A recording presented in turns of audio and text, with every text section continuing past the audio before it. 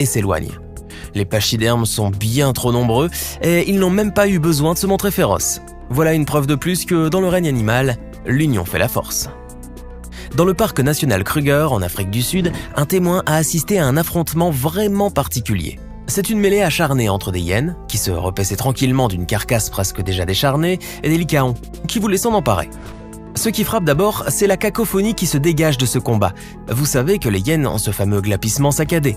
Les lycaons, quant à eux, ont des espèces de gémissements aigus en guise de cris.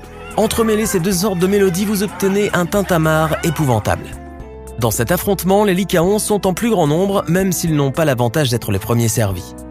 Comme la courtoisie n'est pas leur premier scrupule, ils n'hésitent pas à tirer vers eux la carcasse au mépris des hyènes. Mais avec leur furie caractéristique, celles-ci parviennent à chasser les gloutons envahisseurs à l'issue d'un combat chaotique. Voici des images si rares, si impressionnantes qu'elles nous viennent d'un autre âge. C'est un duel de prestige entre deux prédateurs majestueux et puissants. Un combat royal entre un lion et un tigre. On ignore le lieu de ce combat qui se déroule dans un large fossé, mais l'on peut supposer avec raison que c'est en Inde. Qui, à votre avis, triomphera ? En tout cas, les deux bêtes étaient bien remontées l'une contre l'autre. Il faut savoir que le tigre a généralement la même taille que le lion, mais il possède plus de muscles et plus d'agressivité.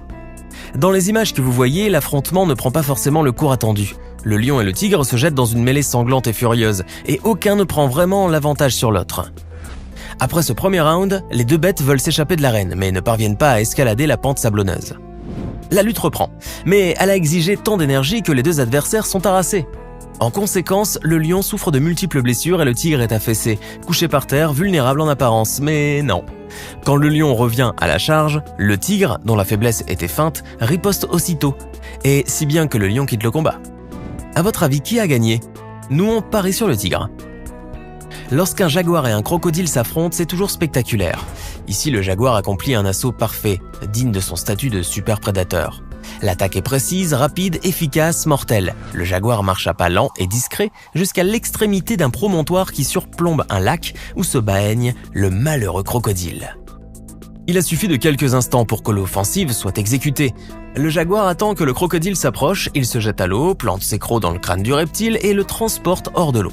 Vraiment, c'était du gâteau.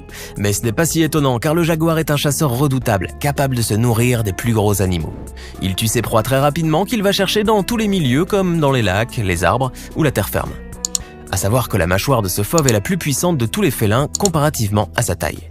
Ce qui fait sa force, c'est la largeur de sa tête qui comprend de gros muscles et aussi la petitesse de sa mâchoire qui donne à sa morsure une force plus